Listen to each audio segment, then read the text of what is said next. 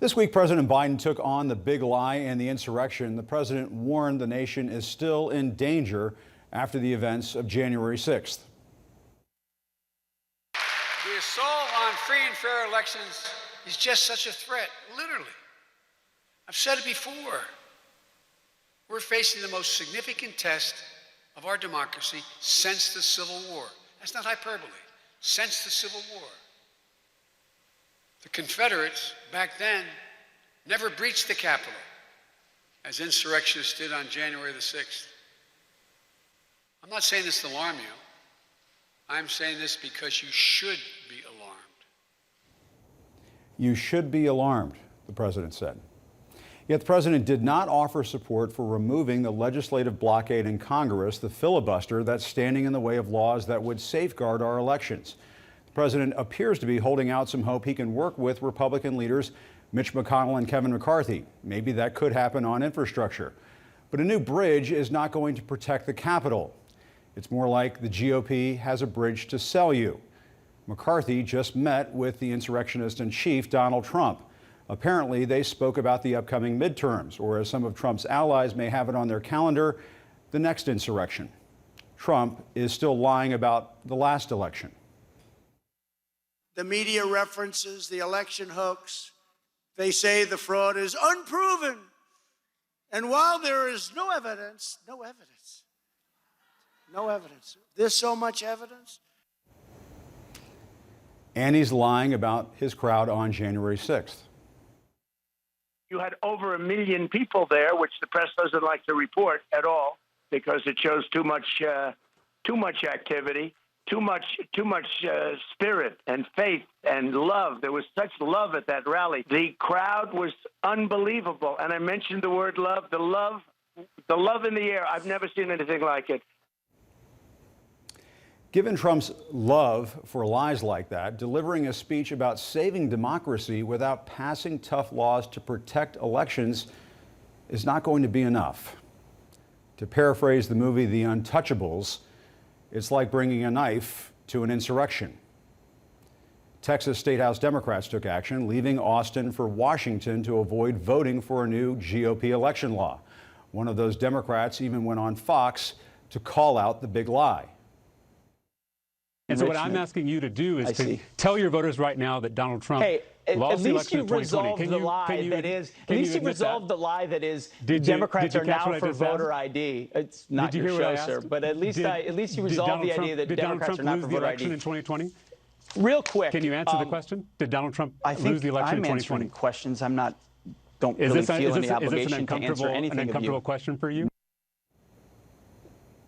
Perhaps the propagandists on Fox could read the new Trump books out this week. One of the books reports the chairman of the Joint Chiefs, General Mark Milley, was concerned Trump was going to attempt a coup, like Adolf Hitler. They may try to stage a coup, but they're not going to effing succeed, Milley told his aides, according to the book. CNN has learned Milley will not publicly address the issues raised in the book. Trump did respond in a statement saying, if I was going to do a coup, one of the last people I would want to do it with is General Mark Milley. As many observed, how very O.J. Simpson. If I was going to do a coup, sounds like Simpson's book, If I Did It.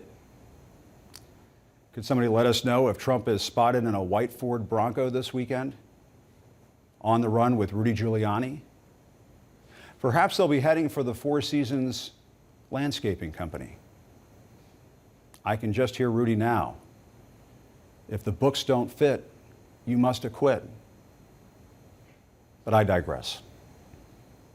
One of the other books reports that Trump once told his former chief of staff, John Kelly, Hitler, quote, did a lot of good things. I'm sorry. Hold on. When we have entered the realm of coups and Hitler, we have to pause for a moment. This is not one of those situations where Trump wants to bomb hurricanes or buy Greenland. We are talking about coups and Hitler. Why is Kevin McCarthy meeting with Trump when we are talking about coups and Hitler? Did he not hear President Biden's warning about American democracy? We're We're facing the most significant test of our democracy since the Civil War. That's not hyperbole. Since the Civil War. Which takes me back to The Untouchables. There is a scene in that movie when Sean Connery, who plays Chicago police officer Jim Malone, poses a key question to Kevin Costner, who has the role of legendary federal agent Elliot Ness. What are you prepared to do? Ness, who is pursuing the mobster Al Capone, is holding his mentor Malone in his arms. Malone is dying after he is gunned down by one of Al Capone's thugs. Malone's last words are, "What are you prepared to do?" Like Al Capone before him, Trump doesn't seem too concerned about his past catching up with him.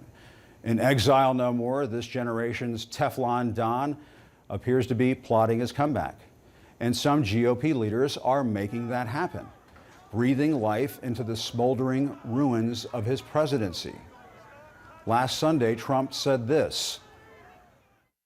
I didn't become different. I got impeached twice. I didn't change. I became worse.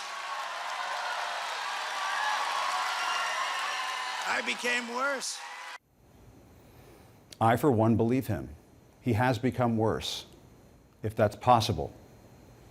The current president says American democracy is still being threatened. Yes, it is being threatened by the former guy.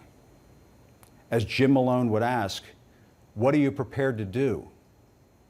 What is law enforcement prepared to do about Trump's actions surrounding January 6th? What are Democrats prepared to do to protect our elections? What are you, the voter, prepared to do to hold accountable those politicians who choose Trump over American democracy? What are you prepared to do?